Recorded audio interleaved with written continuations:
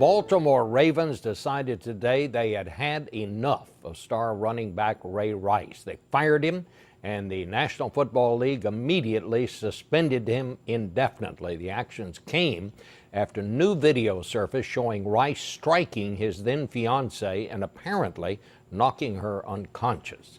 Rice was already under a 2-game suspension after earlier video had showed him dragging her from an elevator.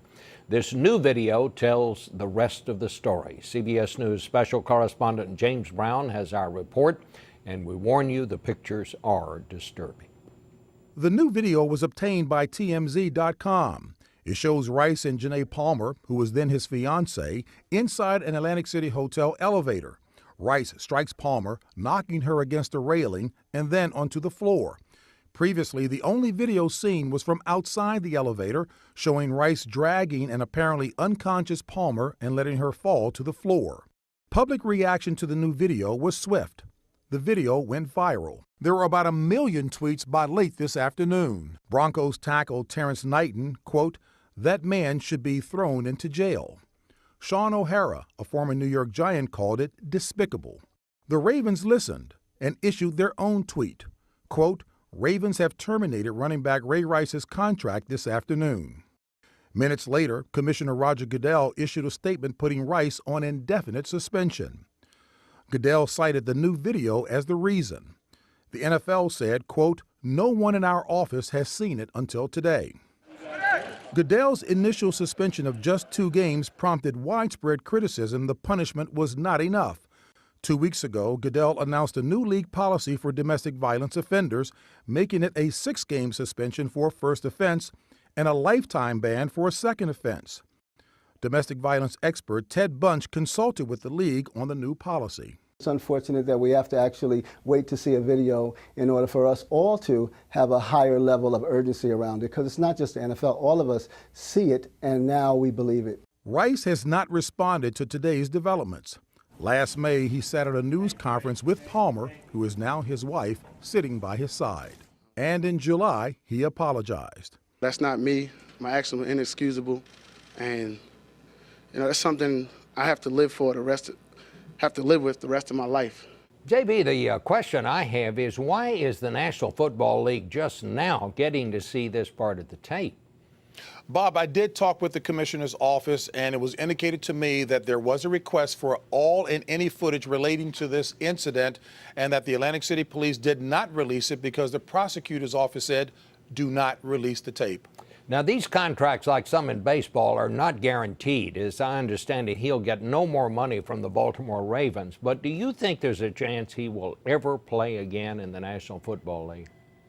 There is a chance. Whether or not it's probable or not remains to be seen, but because he was suspended indefinitely, he is allowed to apply for reinstatement later, and I'm sure the commissioner will look at whether or not he has completed his counseling program and whether he is deemed fit to return to the league. All right. James Brown. Well, thank you, James. Well, the big news from Great Britain today is that the Duchess of Cambridge is in a royal family way. Here's Mark Phillips. Elsewhere, wars may be raging and disease rampant, but here the royal household has provided a welcome diversion. Little Prince George, born just over a year ago, is to become a big brother. Not soon. His mother, the palace says, is less than 12 weeks pregnant and is going through the same ordeal of acute morning sickness she had with him. Last time, Kate had to be hospitalized with her illness. This time, she's being treated at home at the palace. She's feeling okay, thanks. It's been a tricky few days, week or so, but obviously we're immensely thrilled. It's great news. Early days, but I'm hoping things settle down and she feels a bit better.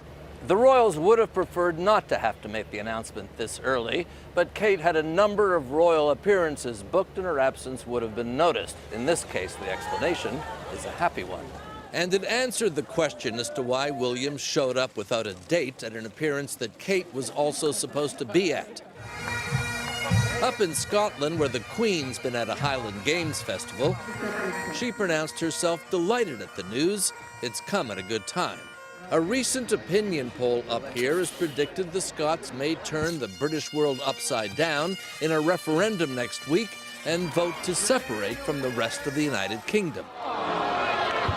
There's a joke going around that the royals may try to convince the Scots to stay by giving the baby a Scottish name. Prince Hamish, maybe, or Princess Bonnie. Whether it's a boy or a girl, the new baby will be fourth in line to the throne, after young George and William and William's father, Prince Charles. It's the old royal heir and a spare tradition in action. Prince Harry moves down to number 5. The family continues to grow. And of course, with that growing family, your prospects of becoming king reduced, don't they? Great. Kate had been scheduled to take on more of a royal role in the coming months, even going on a solo foreign trip to represent the Queen. Now the palace says they'll take everything day by day. Kate's royal role may be played out closer to home. Hey, it's starting to rain. Rescue crews struggled to save more than a dozen stranded motorists in flash floods across Arizona. In Tucson, a woman died after getting trapped in 15 feet of water. Rescuers had to wait until the water receded to recover her body. Drivers in Phoenix pushed their way through high water on their morning commute near the I-10 freeway. Jessica Lunsford got stuck on her way to work. Driving to work, I couldn't see a thing, and I got here and my car started to get flooded, and they just finally let us go, but I can't move my car. More than 3 inches of rain made this the wettest day in Phoenix since record-keeping began in 1895. The rains are caused by what's left of a tropical storm from the Pacific. KCBS meteorologist Evelyn Taft. We're looking at pretty severe storm cells. They're stalling over one area for an extended period of time. And when that happens, the ground becomes oversaturated. So it really just can't handle all of that rain at once. That same weather system also contributed to storms that dumped up to 3 inches of rain in parts of Southern California. Garages and basements flooded in Riverside as high winds toppled power lines and trees. Even with the rainfall, some parts of California are still 50% below normal. In Yosemite National Park, hikers had to be airlifted out as firefighters worked to contain a wildfire that tripled in size to 2,500 acres. Flash flood watches remain in effect for the mountains and high deserts, but the National Weather Service says the worst of those storms has passed through both California and Arizona. Now, Bob, it's heading to Nevada. U.S. warplanes hit ISIS targets in northern Iraq again today. The president said yesterday he will deliver a speech on Iraq Wednesday, but the White House had no details today, declining even to say if it will be delivered during the day or Wednesday night. Major Garrett is at the White House and Nancy Cordes is on Capitol Hill. Major, to you first, are you getting any indication of what the president has in mind here? Well, Bob, this is not going to be a speech declaring war on ISIS, but a speech declaring a presidential commitment to see that it is defeated. The air war in Iraq will continue, but the United States will rely on other nations to provide arms, equipment, training, intelligence, and in some cases cash to defeat ISIS. The president will not rule out airstrikes in Syria or, if the need arises, sending special operations forces there, but he will rule out combat forces in Syria and Iraq. And speaking of Iraq, Bob, the White House a moment ago just hailed the formation of a unity government in Iraq, a step it believes is crucial to rallying long-dispirited Iraqi forces to take back up the fight long abandoned against ISIS.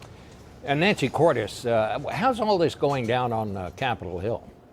Well, Bob, lawmakers tell us that the president needs first and foremost to convince the American people in that speech that ISIS poses a threat to U.S. national security, that it's more than just a regional problem. And that's crucial because if Congress has to take a vote at some point in the future on striking ISIS, these lawmakers want to be sure that their constituents are behind them. They also want to be kept in the loop, and that is a concern that the White House is trying to address. We saw the Director of National Intelligence and the CIA director up here on the Hill briefing key lawmakers behind closed doors today, Bob, and they're expected back up here tomorrow. And Nancy, about the president's announcement yesterday, he would take no independent action to ease the immigration situation until after the election. What does Congress think about that? Well, Democrats who are up for re-election in conservative states think it's pretty great. They want to have to deal with as few presidential decisions that they need to justify to their constituents between now and November as possible. Republicans had warned the president not to try to take unilateral action. They said it would be unconstitutional, so they see it as a victory of sorts as well. Major, why did the president decide to do this and say this? Well, first, it's worth pointing out, Bob, that in so doing, the president ignored the promise he made to take this executive action and the timetable he put forward, saying it would be done at the end of summer. Now, the White House today tried to describe that as an act of courage, but as Nancy just pointed out, many Senate Democrats had pleaded with the White House to delay this action. Now, the White House said today, pushing all this until after the midterm elections will make the president's decisions, whatever they are, more politically viable. That may or may not be true. What we know for a fact is true, Bob, is that Senate Democrats and their fate will not be hanging in the balance, waiting for this action.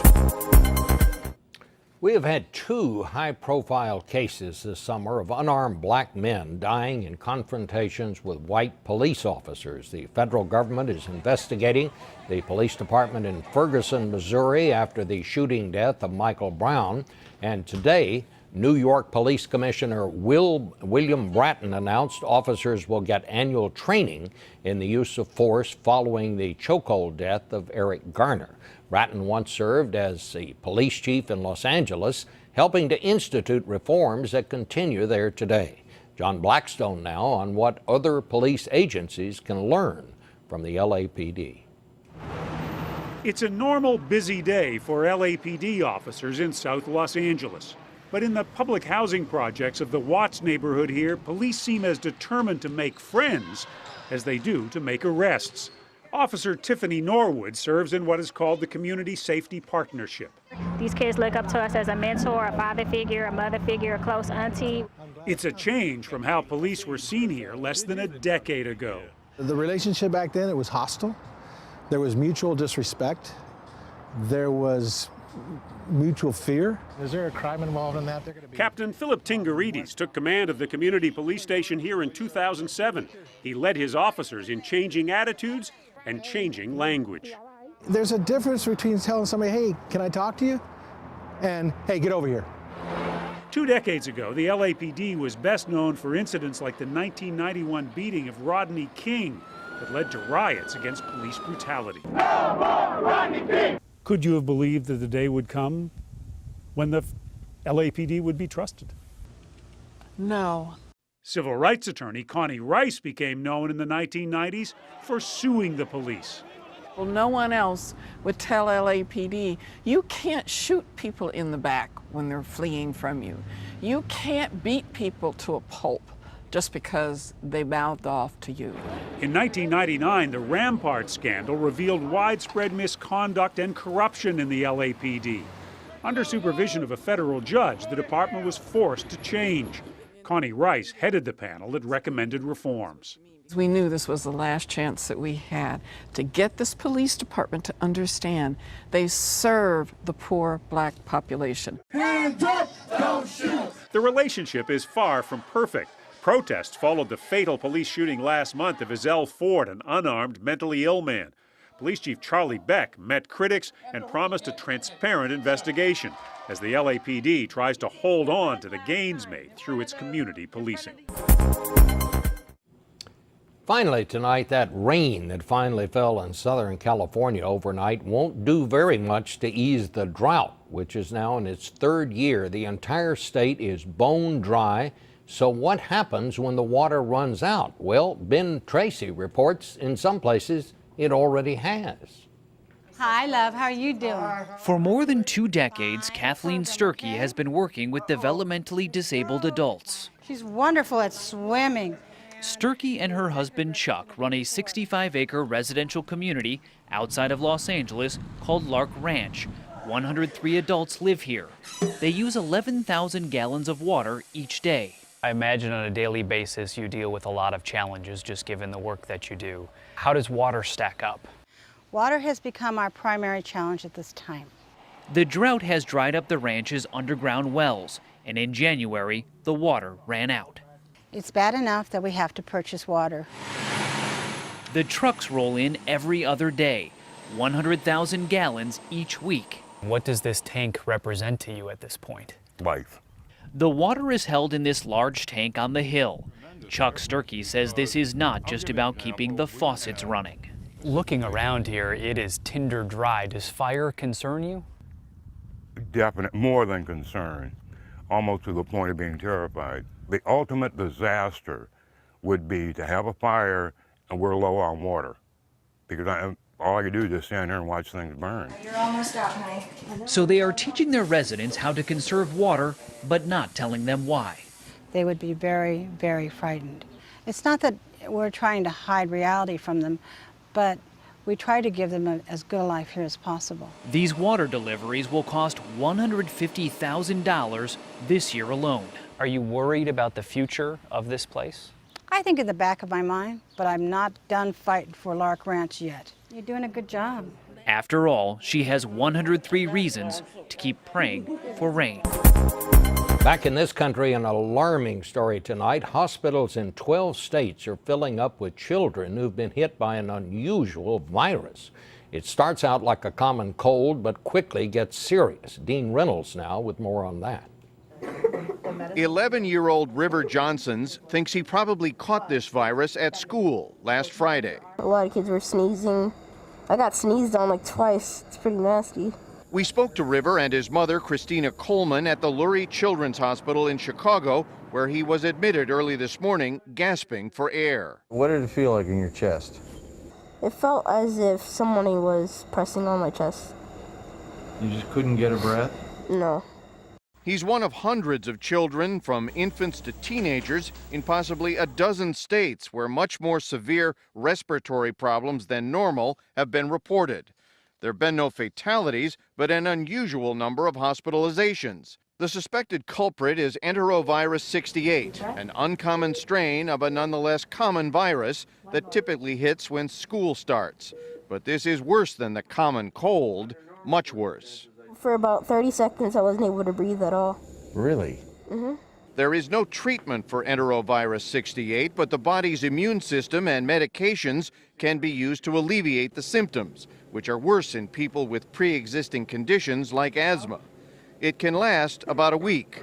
Good news for River. So he could be back in his classroom at the end of the week. Correct, with a lot of homework to catch up on. So far, Bob, Colorado appears to be the hardest hit state, with some 900 cases of this virus reported in the Denver area during the last 3 weeks. Iraq's Kurdish Peshmerga forces backed by the army have retaken a number of areas from ISIL Takfiri militants near Mosul.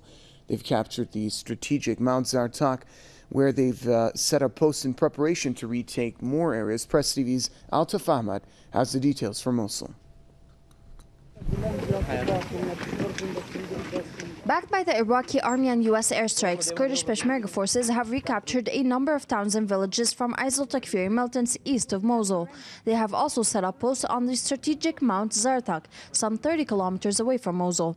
Their posts now overlook a number of ISIL-held towns. By advancing into the region of Al-Khazar, the Kurdish Peshmerga have managed to regain control of the very strategic Mount Zartak, which overlooks several regions currently being controlled by ISIL, including the village of Hassan Sham, which you can see right there behind me. The Peshmerga say that recapturing these towns is only a matter of time. We've destroyed ISIL's positions on Mount Zartak, and our troops are heavily deployed there now. They withdrew, leaving behind a large cache of arms. They have also left Hummers, Humvees, and even dead bodies of their fellow members. The distance between the Kurdish front and ISIL's next position is less than 3 kilometers. They are close but on the retreat. We are not afraid. Though they're on the offensive, the Kurds say their advance has been slowed down by explosives and mines. Our advance is being stalled by ISIL's mines. Our teams are knee-deep in dismantling hundreds of explosives they left in houses, cars and schools. They even have booby-trapped the bodies of those who were killed in action. When ISIL launched a surprise attack on Khazar back in August, the residents there were forced to flee. In June, when ISIL took over Mosul, they enforced the exodus of tens, if not hundreds of thousands of Iraqis from Mosul and from surrounding regions. Many of those IDPs had actually sought refuge in the 3 provinces of Iraqi Kurdistan. In the recent clashes that have taken place here in Khazar, some 5,000 of these refugees who had taken refuge here in the Khazar camp, in the Khazar refugee camp, have been forced to become second-time IDPs or second-time refugees, and have been forced to take refuge in other places as well. Altaf Ahmad, Press TV, Al-Khazar, Mosul. Well, the Iraqi parliament is told to vote on a fresh government by the new Prime Minister Haider al-Abadi on Monday. That's according to the office of the Iraqi parliament speaker Salam al-Jabouri. Iraq state television also reported the tentative plan to hold the session. Last month, President Fuad Massoum named Abadi as the country's new prime minister after Nouri al-Maliki. Meanwhile, the ruling State of Law coalition, which controls the majority of parliament seats, says that Maliki will hold the post of vice president. On Saturday, Abadi said on his Twitter page that the cabinet formation was in its final stages. He has until September the 10th to submit his government for approval. After taking control of more areas near the capital, Damascus, Syrian army units have discovered schools and field hospitals which the militants had used as their positions. Press TV's Mohammed Ali, who has accompanied the army, says the discoveries show the scale of losses inflicted on the militants. Foreign-backed militants in Syria are losing more of their headquarters near the capital Damascus amid increasing gains by the army there. Hutaidat al-Jarish, a town lately retaken by the army, had hosted one of the militants' bases. This was originally the town's school, but militants had turned it into a field hospital. Instead of school children, classrooms used to be filled with injured militants. Inside they wrote Al-Rahman Battalion, one of the extremist armed groups fighting the Syrian army. Their vehicles were still on fire. We killed a large number of terrorists and destroyed their vehicles. We confiscated all their bases in the town and we continue to advance and inflict heavy losses on them. They are suffering heavily and we will do our duty in securing all parts of the country. What was discovered in Hutaitat al-Jarish proves how important it was for the militants and how well fortified they were. Anti-tank mines, computers and other equipment were found. Militants established a police station of their own. We even found lists of penalties they set in eastern Al-Ghouta, in addition to wanted persons. They also had lots of stored food. This indicates that they consider east of Damascus in general, and this town in particular, a base which they relied on for defending deeper positions. But Syrian armed forces proved them wrong. According to a military source here on ground in Hutaitat al-Jarish in eastern Al-Ghouta, Syrian army units will continue targeting foreign-backed militants in eastern Al-Ghouta, particularly now in Jisrin area. With the rapid advancements of Syrian army near the capital, more areas are expected to be secured on the edges of Damascus towards the heart of militant-held quarters. Zebdin, Jisrin and Deir al-Asafir are the next targets for the army. The main point of the mission is to bring back stability to eastern Al-Ghouta, a step that would secure Damascus almost completely.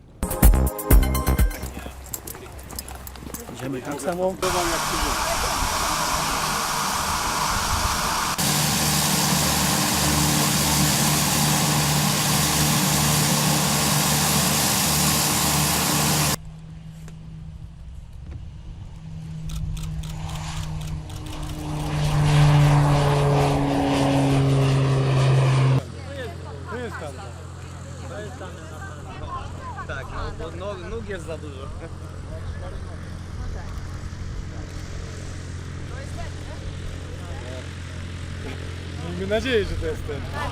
A nie, ambasadorze, znaki, dobra, daję znaki. Ten.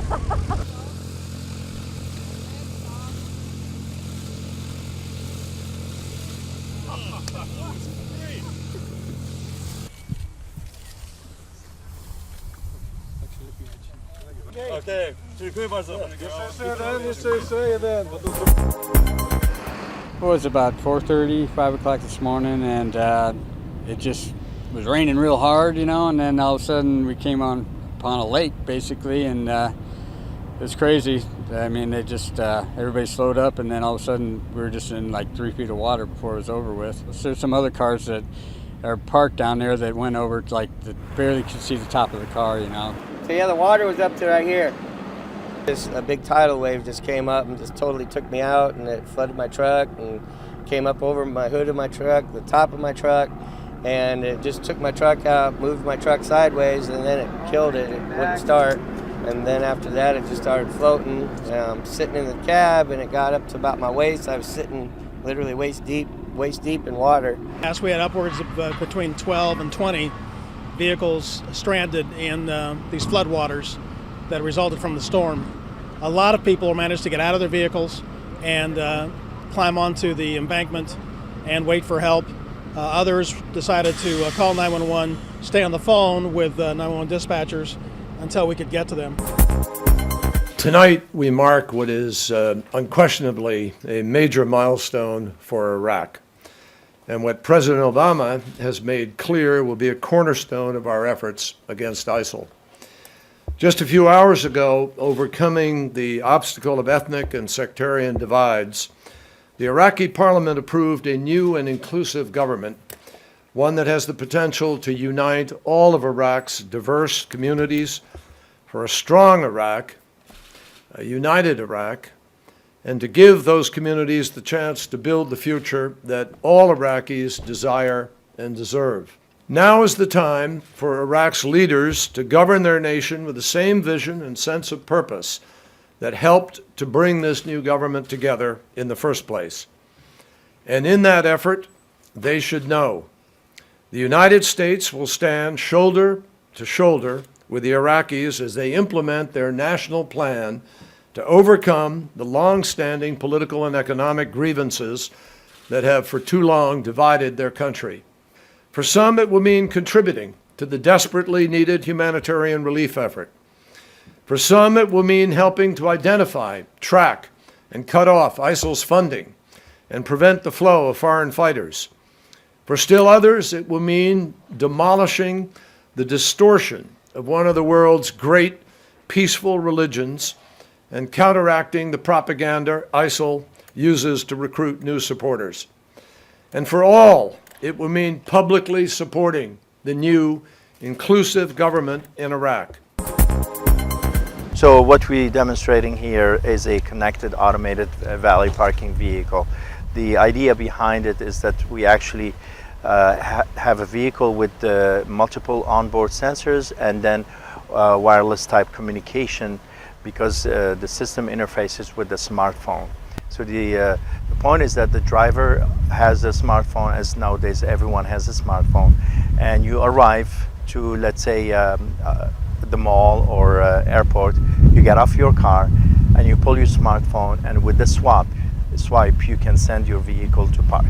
The same type sensors technology and the wireless, we are able with the smartphone again to call the vehicle back when I'm ready to use the vehicle and drive off to something else. The car is able to do much better parking maneuver than we do as humans, and in a much tighter space. What we believe it will be like at least another 5 years before we see it on the road. As Apple prepares to unveil its latest iPhone and potentially a new wearable device, the question as to whether CEO Tim Cook can deliver as an innovator is front and center. It is such an important event that Tim Cook can prove not only that he can transition as a CEO from Steve Jobs, but he also can innovate with a team that he has put together like Steve Jobs.